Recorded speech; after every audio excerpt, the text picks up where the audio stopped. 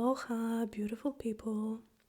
This is Magdalena in another episode of Touchful podcast. Hello and welcome. Good to be back after a short break. There was no episode last week because I was on short vacation, and today's episode is a funny one to record because, as you can probably hear, my voice is really funny.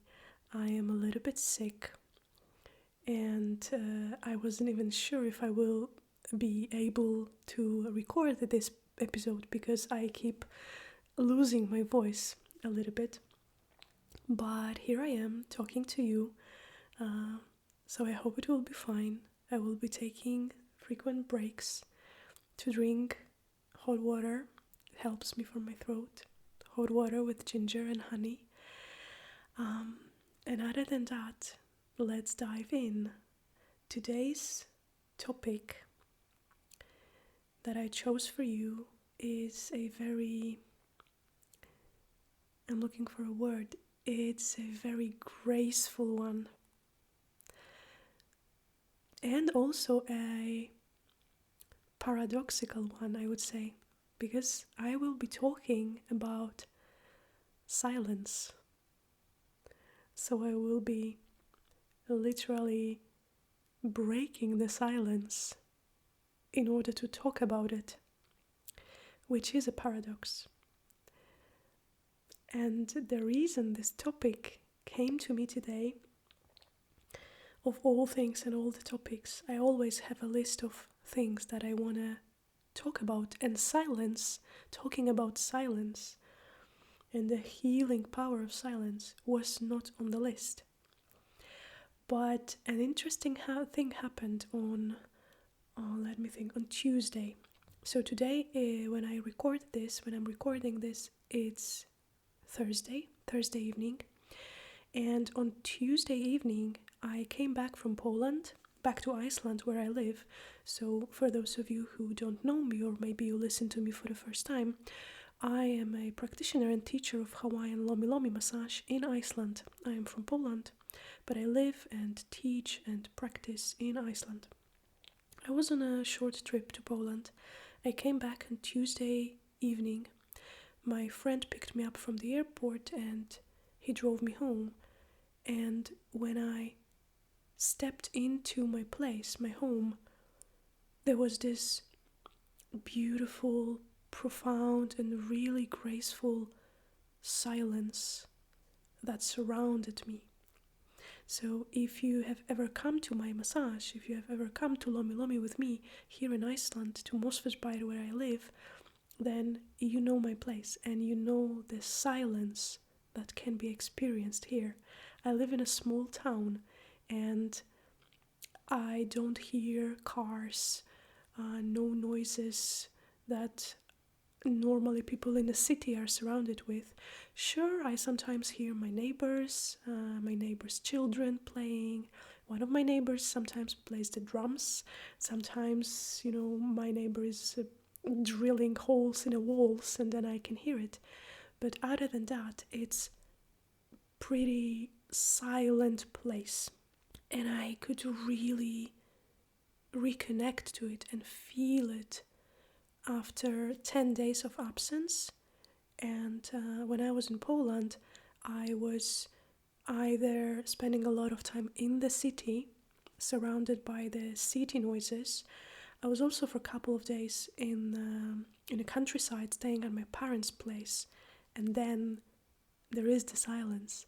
But other than that, I was surrounded by the city noises, and then the whole Tuesday when I was coming back from Poland to Iceland, I was in constant noise. First it was in a train, and then it was in a plane, and there is this constant, persistent buzzing noise.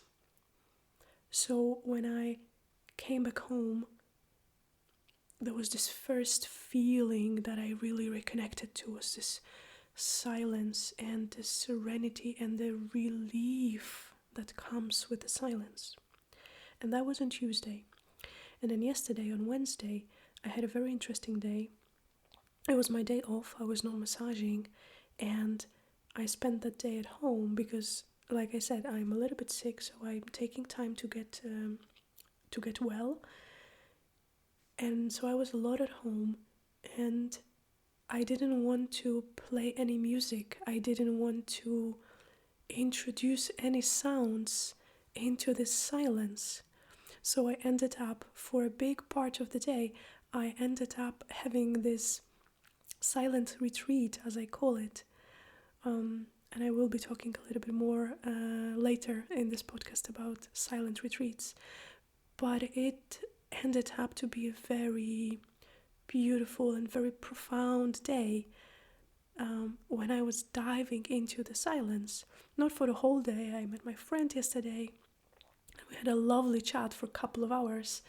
Probably this is also one of the reasons why I'm losing my voice, because I was talking so much to my friend. There's like so much to catch up. But other than that, there was no music, no sounds like this, and it's not quite common for me. I really love music. Those of you who, for example, if you're subscribed to my newsletter, there was this beautiful playlist that I sent to you the other day with music and songs that soothe my heart, because I use music to uplift my mood, to soothe my heart, to journey when I drink cacao and when I have cacao ceremonies. I use music when I massage, so there is usually some kind of music playing in the background in my apartment. But not yesterday, and also not today. I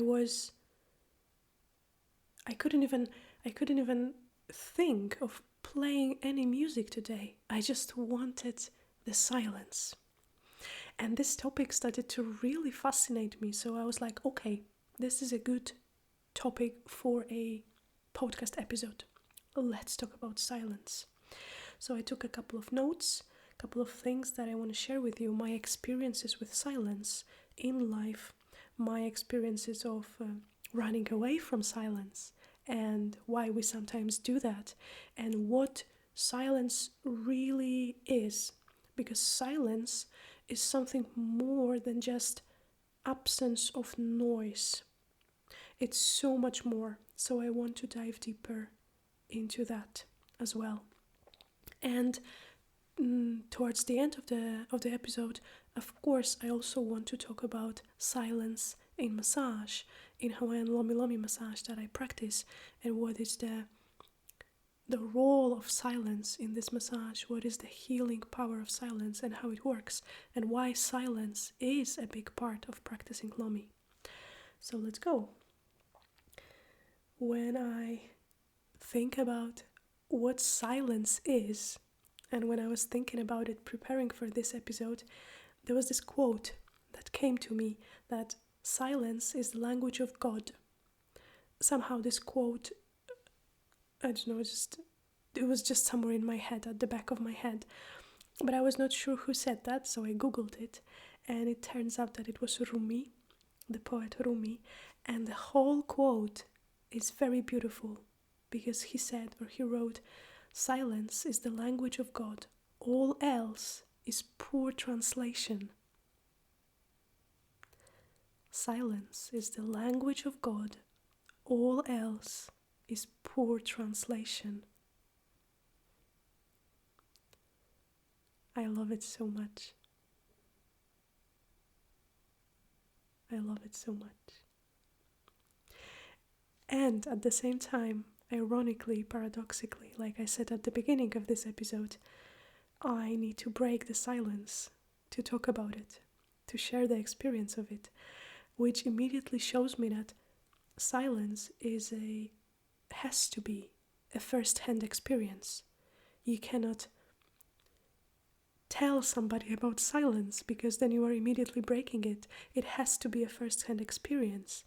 So one of the reasons why I'm recording this episode today is to share with you my first-hand experience, the memories of it, so the poor translation of my experiences with silence, also to inspire you, to encourage you to make more space in your life for silence. I don't know about you, but I have a feeling that we as people living in these days in modern Western world, we don't have many experiences of silence. There is always some noise, especially if you live in a city. There will be always some noise, some kind of a buzzing noise in the background.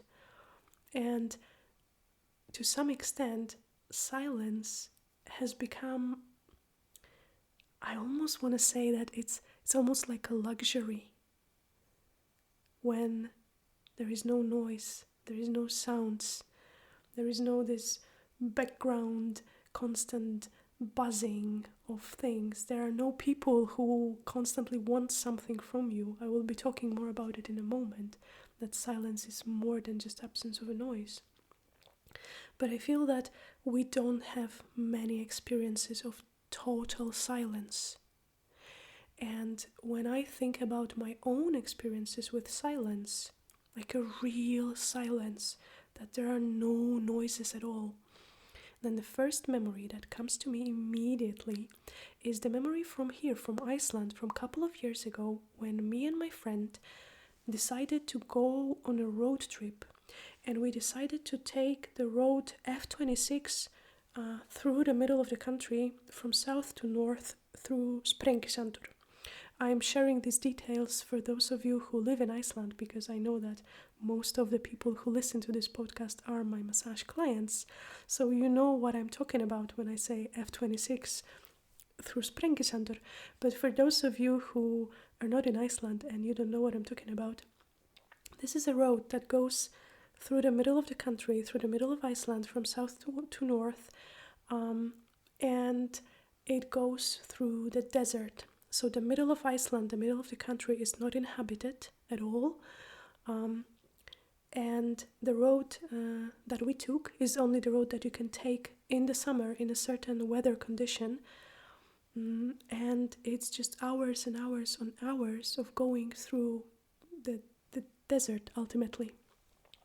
So there was this moment when we took the turn, we ended up on the road F26, taking us to Sprengisandur, to the desert, and we had to stop to lower the pressure in the tires, because we knew that the road ahead was a dirt road. So that was advice from one of my friends, who's really good with cars, that we should lower the pressure in the tires. So we stopped on the side of the road and we stepped out to do that. And there it was. It was a total silence. There was no wind, no nothing. It's quite rare when there is no wind in Iceland, but it was one of these summer days with a beautiful blue sky and the sun, and there were the mountains, the dirt road, two of us, and total silence, like dead silence. We were quite far away from the main road, so we couldn't hear any cars from the main road anymore. There were no cars at that moment driving the road that we were on. There was nothing, just complete stillness and complete silence. So what we started to do immediately? Do you know? We started screaming. And it was a scream of joy and just expression of feeling purely alive. It was this deep laughing and screaming, yelling from the bottom of our bellies, from the bottom of our hearts. And it was out of many things, but one of the reasons was to break the silence, because this silence was almost unreal. It was almost unbearable. It was almost as if something was touching you so deeply that it almost becomes too much, and you need to make a sound. You need to give yourself some kind of a release and a relief from this all surrounding silence. And up to this day, and it was many years ago, up to this day, this is one of the most beautiful and profound memories that I have from Iceland. That very moment of silence on a desert. And there were many moments later on the way when we were stopping as well, just to step out and enjoy the silence. But it was not as profound as this very first moment of this profound serenity. It's something that I remember to this day, how deeply it touched me and how really unusual it was. Like, I really didn't have such experience before. Because even if back in Poland, I used to go quite a lot to the mountains, either alone or with my friends. Sometimes we were staying in shelters, sometimes we were staying in tents. But even if you are in a tent, in a summery night, in a forest, in the mountains of Poland, there are all these little noises of some night birds and branches of the trees and a little bit of wind and maybe even a bird somewhere in the distance. So these are really beautiful sounds of nature, really beautiful and profound, but nothing like this complete noiselessness, complete dead silence that I experienced on my way to Sprengisandur with my friend. I wonder if you have such experiences in your life of just like total silence, understood as no sounds and no noises. So at the beginning of the podcast, I said that silence is something more than just absence of a noise. And in fact, most of my moments when I experienced silence were moments when there were some sounds around me. So it was not this dead silence of Sprengisandur. But still, I'm really interested if you ever had this sort of experience of a total physical silence when there is nothing. And if you did, then how did you react to it? What it did to you? What kind of experience it was for you? I really am curious. I would really love to know. So as always, I encourage you to send me a message. You have my email in the description of this episode.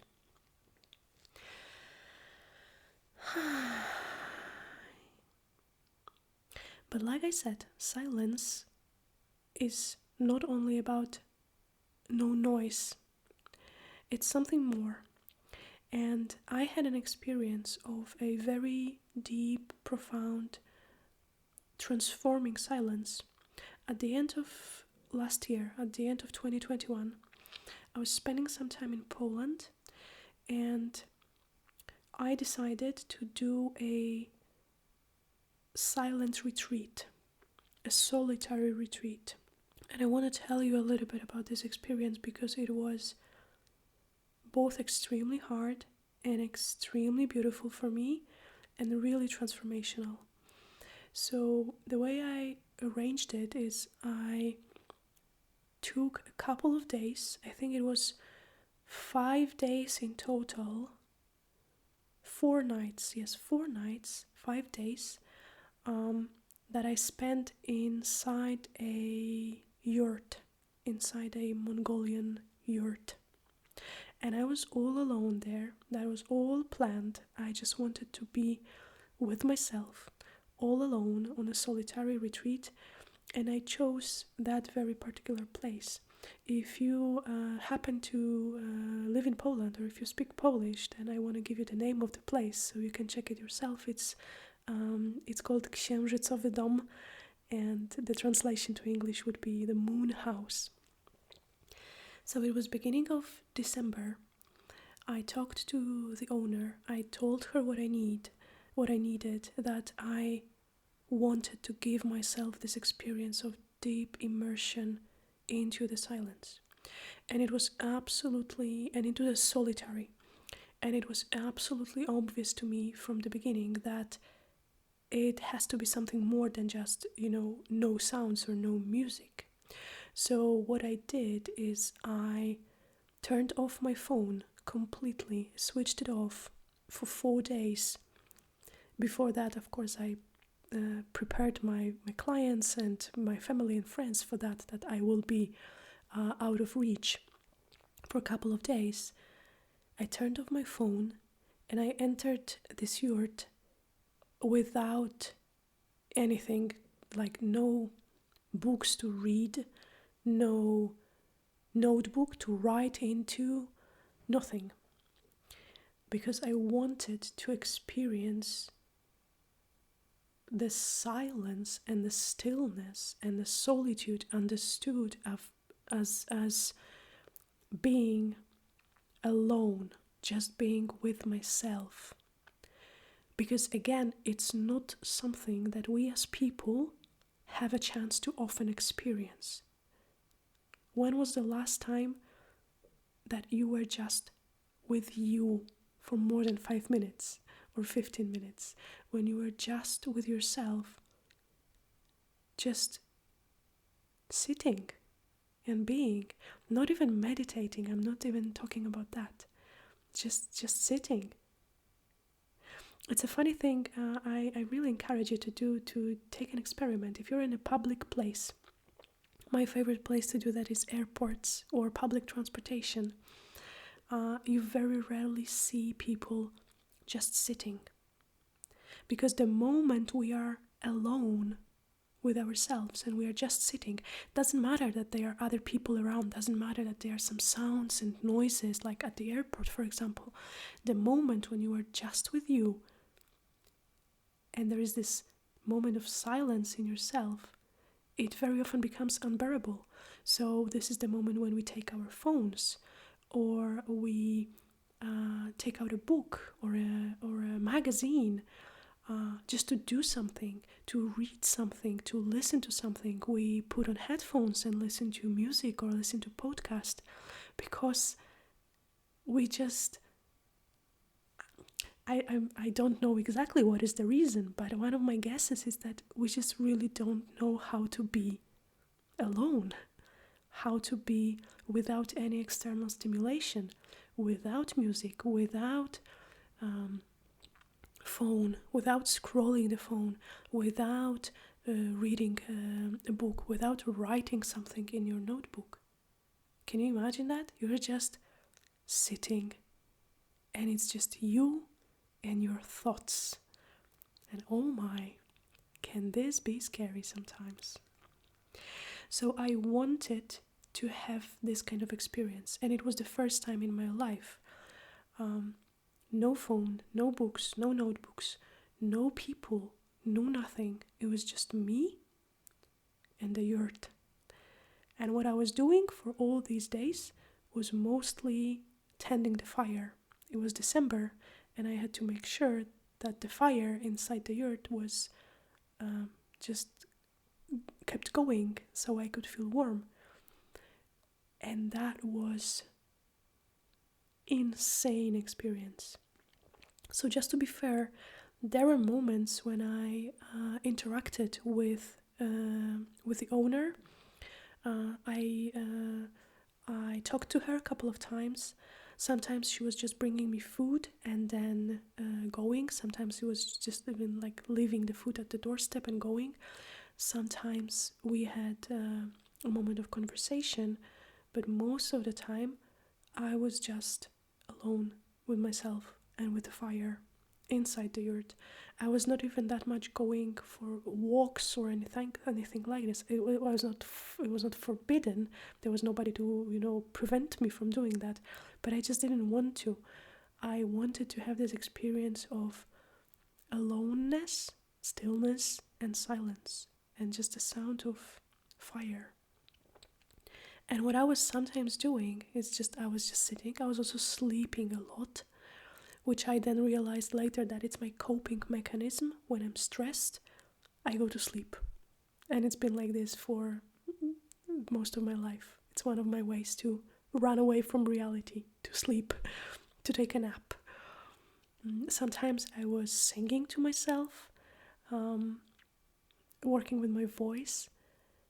But most of the time, I was just really forced to meet myself, in the silence. And just to be completely honest with you, there were, like, for most of the time it was not a profound experience. I was not sitting in meditation and touching the depths of myself. No, there were like hours and hours and hours when I was really bored to death. And again, I wanted to have this experience because, again, we as people in this modern world, we really rarely have this experience of being bored. Actually, if you have your phone with you all the time, which statistically you do, then you have no chance of being bored.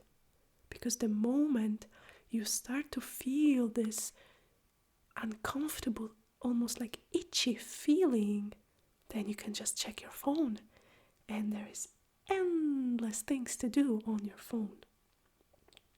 So I wanted to have an experience of not having my phone.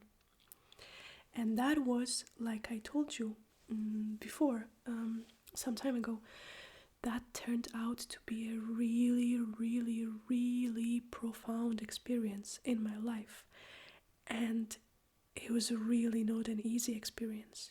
I was all alone for 5 days almost, most of the time just on my own, with nothing to do other than going back and forth to pick up the wood, chopped wood to feed the fire. So I think it was around day 3 probably, and it was also after a sleepless night when I was really tending the fire and I couldn't get it going, and I was really tired, and I was just really,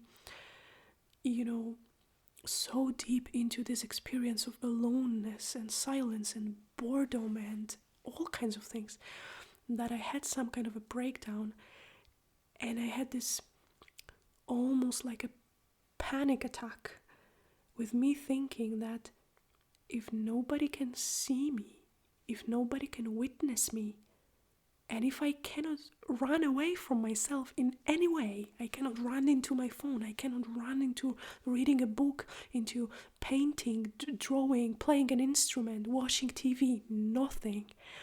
I had this thought like, when there is nobody to witness me, do I even exist? I had like almost of an existential crisis in that yurt back in December, when I really saw my life so clearly, and all these moments when I was looking for a confirmation in other people, looking for a way to get some validation from them, so essentially they can tell me that I exist. If you tell me that you like me and that I'm inspiring you, if you send me a heart on Instagram or a like on Facebook, then it's like this validation, like, okay, I exist, all is good. It's sort of, I'm shallowing it a little bit, but these were my thoughts during that seclusion, during that solitary time. And I also could see so clearly all these ways and techniques that I use to run away from myself. Because when you are in silence, and I'm not talking just about no noise. Again, I'm going to repeat it again and again and again. It's not about no noise. It's about sort of like lack of external stimulation. So no people to talk to, no phones, no books, no musical instruments, no notebook to write in, no nothing. It's just you. Then you really are almost forced to look into yourself and to check if you are comfortable with yourself. And I want to risk a statement, I want to risk a guess that most of people are really not so comfortable with themselves. That's why it can be sometimes so hard for us to be in total silence, in total stillness, for more than 5 minutes, because then it starts to be itchy and uncomfortable and we want to run away. Essentially, we want to run away from ourselves. A funny, kind of like a side story, but also not a side story. It's something really connected to the topic. It's something that I really see in people who visit Iceland. I've been living here for 7 years, and I'm kind of used to the energy of Iceland. But when I have friends visiting me, when I have students from abroad coming for lomi trainings with me, when I have somebody coming to Iceland for the first time, I really like to travel with these people and to witness how Iceland affects them. Because on one hand, like, everything here is so beautiful, and just wherever you look, it's just amazing and pristine and profound and beautiful, and the mountains and the lava fields and the ocean and this and that. And it's really beautiful. And at the same time, it's so vast. And the nature here in Iceland is so strongly present in the life of people all the time. Just like, the moment you're outside of the city, you are surrounded by nature. And that was first my hypothesis, but then I confirmed it with everybody who visited Iceland, that it's such a deep experience and it touches you so deeply that you are almost forced to look inside yourself, because just everywhere is beautiful. The horizon is really far away, because there is nothing to obscure it. You can just see for miles and miles and miles into the eternity, and it almost forces you to be with yourself.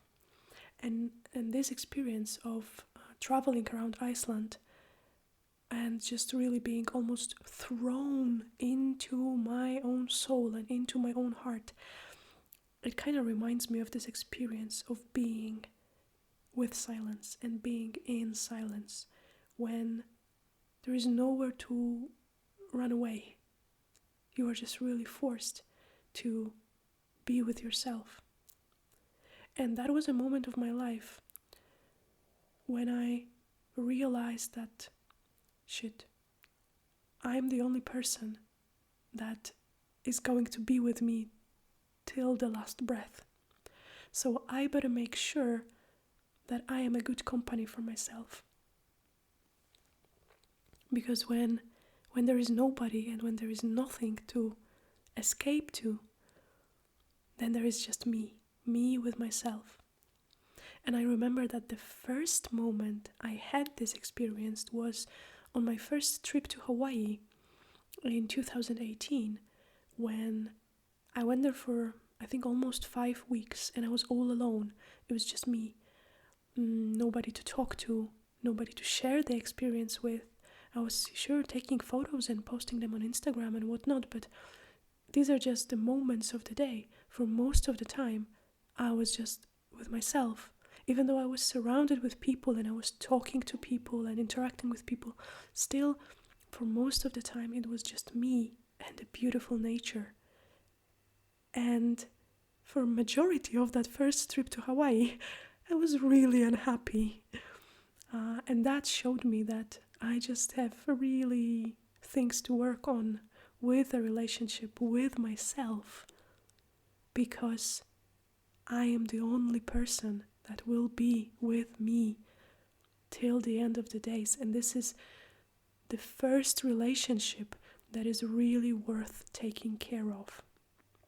And I could experience that really clearly back in Hawaii.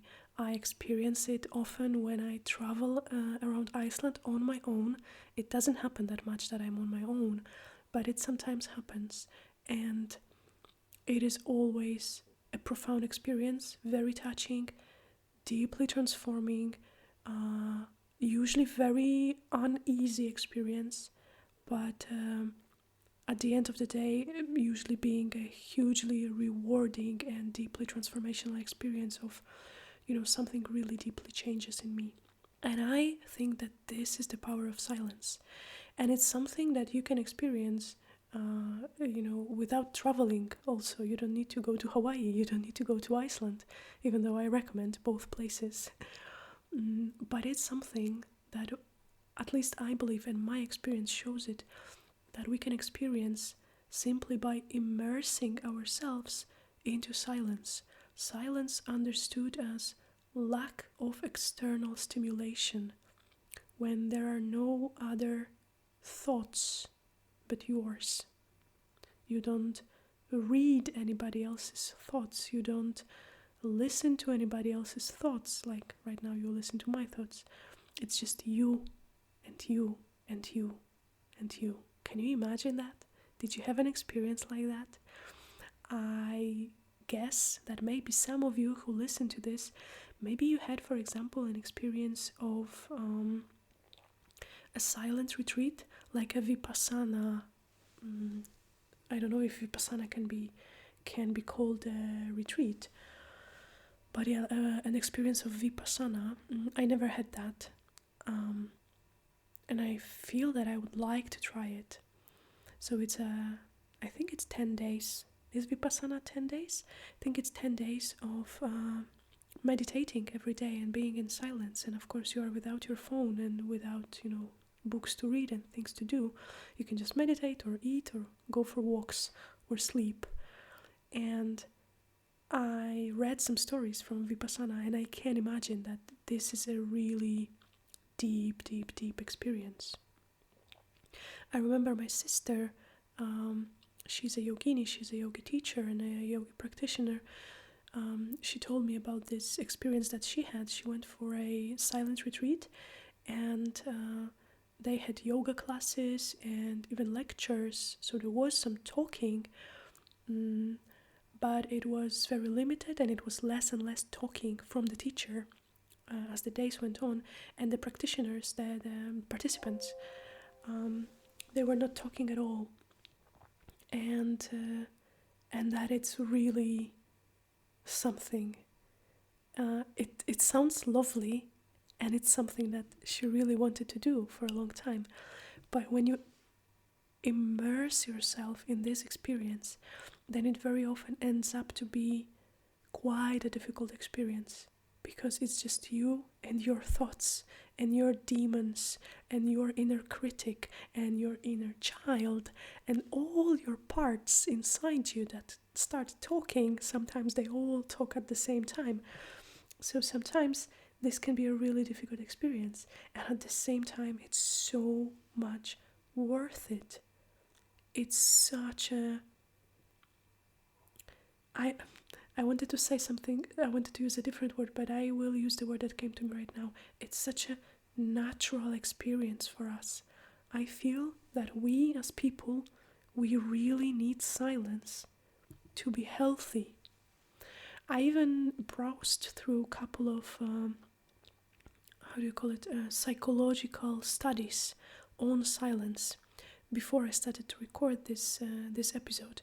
I'm not gonna discuss these studies with you here because this is not the purpose of this episode, but that was an interesting read about psychological benefits of silence and how silence is absolutely crucial for our creativity and focus and for building the resilience and self-awareness, for the spiritual growth, for allowing ourselves to get a perspective on things. We need silence for all that. In fact, the most creative moments of my life are the moments when I am in silence. These are the moments when I get the most of ideas for my podcasts, for blog posts, for trainings or webinars or courses that I offer. It's when there is silence. And there is this very special way of experiencing silence that I, as a Lomi practitioner, have a chance to experience. And I'm talking about the silence during Lomi session. And I want to tell you a little bit about that, how I feel it, and how it has changed me. So the session of Lomi is quite special in a sense that we don't talk. There is no talking or almost no talking during the session of Lomi. So usually there is music, some soft music in the background, though I also gave some Lomi sessions that were in total silence, without music, without nothing. And I would like to have more of that. I would like to offer more of like total silence Lomi experiences without music as well. Though music really helps. It helps me, and it also very often helps my clients to journey further in Lomi. But there is no talking. It's not that it's forbidden, it's not forbidden, and I sometimes ask questions, especially if they are valid for your comfort, or I'm not sure about something, then I ask you a question, or I inform you about something, or I ask you to take a breath, or something like this, or I ask you if you want water. But other than that, we do not talk. There is no chatting, there is no chit chat. And it's for you, so you can be with yourself. So you have nowhere to escape to. You can only go inside. You can only go deeper and deeper into yourself with all the physical stimulation that happens, releasing tensions from your body. It all encourages you to focus on you, and you can go deeper and deeper and deeper into you, into this very moment, into experiencing here and now. And for me as a practitioner, it is also a very beautiful process, because when there is no talking, when there is no thinking, because when I massage you, I don't think that much. I just do. I just am. I just allow my hands to do the work. There is not much thinking. And for me as a giver, as a Lomi giver, sessions of Lomi are very often the moments of really deep insights. It feels almost as if I got some messages downloaded straight into my core, straight into my mind, and beyond mind, straight into my heart. And I believe that this can happen because of the profoundness of the Lomi session and the silence. And even though there is music and there is the sound of my breath, and there are some sounds, but still there is this sort of silence when there are no words, when there are no thoughts. These are the moments of really deep connection and really deep insights for me as a practitioner, that I have this aha moments. I massage somebody and I have this suddenly, like a much deeper understanding of Lomi opens up to me just like that. Or sometimes it's not even connected to Lomi, it's more about humanity or the world or relationships. I have these moments of like opening and getting like a really deeper understanding, but understanding not from the level of the mind, but just from, I almost want to say, from my soul. And I know, because I talk to my clients, I know that they have such experiences too. When you receive Lomi, when you lay down on that bench and there are no words, and as the massage progresses, there is less and less thoughts, because there is more and more touch and just being in the now, that it can be a really profound experience. For some people, almost a psychedelic experience, when you are just, plugged straight into the source, and you really can get some insights into these parts of yourself that normally are not available to you because there is so much noise in your life. And just like in everybody else's life, so much noise with the phone that you constantly use, with the relationships that you need to take care of, and the family life, and the business, and the work, and this and that, and so much hustle, that for some of my clients, Lomi sessions are the only moments when they can really catch a breath and really connect to themselves in silence. And then there is this literal silence at the end of the massage, which is super important. So there is this moment when I stop massaging you, I turn off the music, I cover you with a blanket, and I sit somewhere very quietly, Try not to make a slightest noise, and then I just let you be. I just let you lay down on this massage bench in total silence. And this is a very, very, very important moment in the massage. In fact, I sometimes have a feeling, I sometimes have insights that the whole purpose of the massage is this very last moment when you can lay down without movement, without sounds, without touch, just in total silence, just to be with yourself, with everything that happens inside you, everything that dances inside you, so you can get some important insights, sometimes conscious insights, sometimes unconscious insights, but something happens and shifts for you. There is this really beautiful legend about lomi massage. I don't know if it's true, but I still love it, and I sometimes share it with my clients, and I would like to share it with you. So one of the legends about lomi says that lomi nui, this massage that I practice, that it used to be a massage that was given on very special occasions to very important people, like the high chiefs of the village, for example.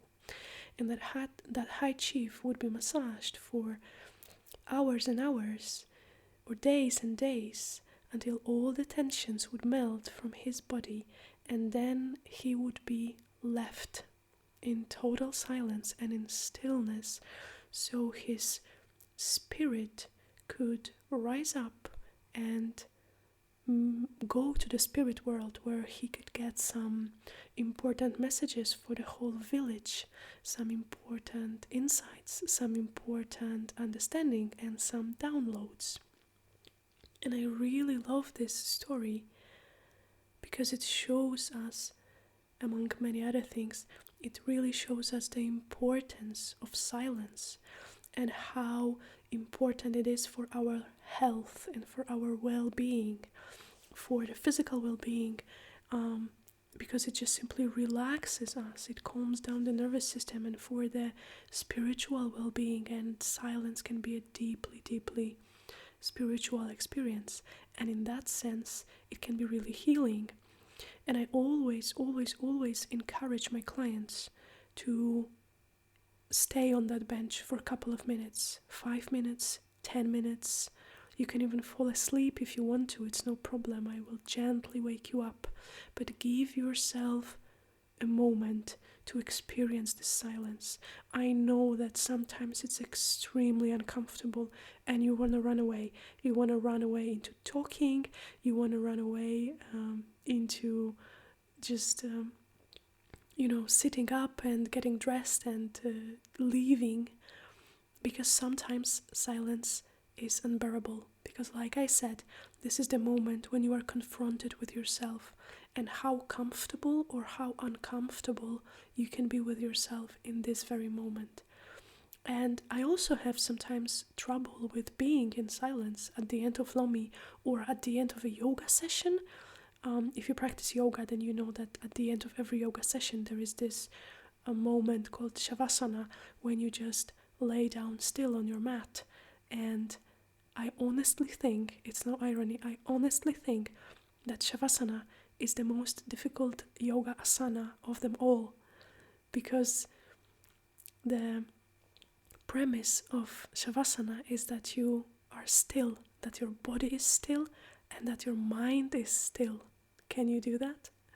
Because I usually can't. But it's really good still to give yourself this sort of experience. So if you are my lomi client and if you listen to this, I really encourage you to embrace the silence at the end of the massage, to give yourself a couple of minutes. You don't need to think about the time that is passing. I will take care of that. You just take care of you and your stillness and your silence. If you are a massage practitioner, a body worker, a practitioner of holistic massage, maybe lomi, maybe some other massage, then probably you already do it. But if you don't, then I really encourage you to give your clients plenty of time at the end of the session for silence, for stillness, without music, without talking, without any sounds, without nothing, just to be in silence. It can be really healing, it can be really profound and transformational experience. It can be also really, really difficult and confronting. But it is what it is. And I really believe that it's good to give yourself this experience. And I really feel that silence, experiencing silence and stillness, I almost want to use a very radical word, like I want to say it has to be a part of every body-related healing work, deep holistic healing work, whether it's yoga, whether it's massage, whether it's some shamanic experience or some ceremony, doesn't matter. Silence really is healing, and it doesn't need to be the absence of all the sounds, though it really helps to have this physical anchor, to anchor yourself in physical silence and to experience everything that it brings.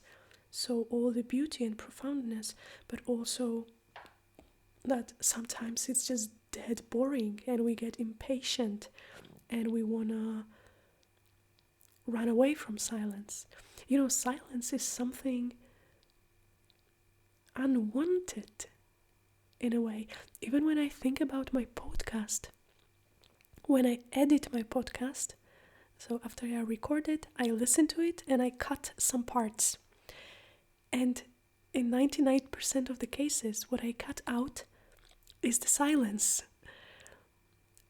So you don't have these long pauses of like 15 seconds of me just thinking or trying to, reconnect to myself again. Or sometimes just thinking, sometimes just being, but it's just dead silence. And I cut it out because I'm laughing right now, but it really feels like it. It's something unwanted. We get impatient when there is silence. And a completely opposite experience came to my mind right now. When you are with somebody and there is silence and it feels totally okay. There is no need to break this silence. You know what I'm talking about? You have such experiences maybe. Usually it means that it's with somebody really close to you, maybe your good friend, maybe your partner, when you are just in silence together. And there is no need to do anything, no need to say anything, no need to change anything. It's just two people enjoying the silence together. And it's rarely possible with strangers. Often with strangers, these moments of silence are the moments of awkwardness. It's like, okay, it's a little bit awkward, I better say something. And for me, as a practitioner of Lomi, it's been a challenge to learn to embrace silence when my clients come, because they're essentially strangers. And we have a moment before the massage to sit and talk. Sometimes we have a cacao ceremony together, so we drink a cup of cacao and I do some sort of guided journey or some sort of meditation or breath work. And one of my personal challenges was to introduce more and more silence into these moments. Doesn't matter if we have cacao ceremony or if we don't have cacao ceremony together, just to make space for silence, for a moment of silence, even if you're a total stranger to me, to make space for the silence so you can meet with yourself and with your own thoughts and reconnect to yourself. And it is sometimes really beautiful and easy. Sometimes it is challenging and awkward, but I want to explore it more. In general, I want to explore silence in my life much more. I started with sharing with you that I had these last 2 days of silence in my place. I want to have more of that. There are usually once a month, I usually try to do a 1 day retreat for myself. And the way I do it is that, let's say I want to do it on Sunday, then on a Saturday evening, I would turn off my phone completely, switch it off, not putting it on a flight mode or anything like this. Turn off my phone completely and try to keep it turned off during the whole Sunday, and to give myself permission to be in silence on Sunday. So not playing music on my computer. I sometimes read books or play the ukulele, play some instruments. So I surround myself with sounds, and I surround myself with external thoughts when I read a book. But I try to do it less and less. I really try to give myself these moments and a chance to just experience silence. Also to get bored, to get irritated, to get scared of my own thoughts, but to have at least a couple of hours of this experience. So sometimes I would turn my phone back on, maybe on Sunday evening, sometimes even on Monday morning, so I could have a whole 24 hours of this kind of a silent retreat.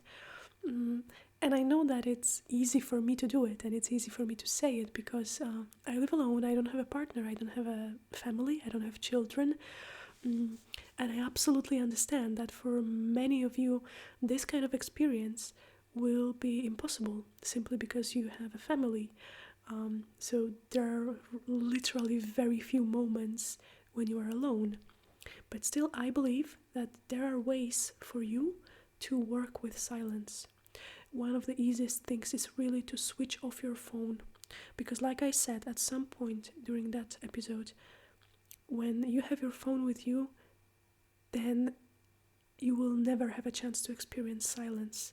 Because you will never have a chance to experience boredom and just being with yourself, because you can always check your phone, and there might always be somebody who sent you a message or posted something on Facebook or sent you an email or whatnot. So to me, one of the easiest things and one of the most life-changing things, and also one of the simplest things, is switching off my phone for a couple of hours when I can, or even for a whole day, or like I had this experience for 4 days. I will be, at the end of June, I will be going for a very special event. I don't want to talk about it much yet. I will share it with you for sure when this event is over. But part of this event is that I will be completely offline for 10 days. And it will not be a Vipassana, it will be something else, but I will be offline without my phone for 10 days, and I cannot wait to experience this. I will be with other people, and there will be talking, and there will be interactions with people, but not online interactions. And I think it's gonna be really interesting. And I also think I'm going to stop here. I feel that I shared with you quite a lot about silence, and hopefully I encouraged you to introduce more silence into your life. Because like I said, silence has to be a first-hand experience. You cannot talk about silence, because then you break it. You just need to give yourself an opportunity to experience it, and don't wait for it to happen to you. Create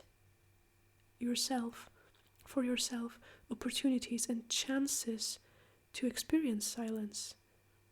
Turn off the phone, give yourself a couple of hours without reading or writing or talking to anybody. Go for a walk if you want to, and embrace the silence and see what happens.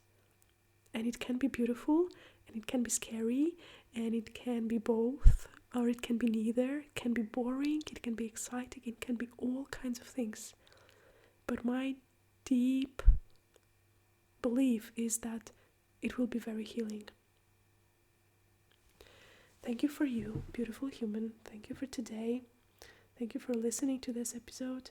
And as always, if you want to share your story with me, please do. Send me a message, send me an email.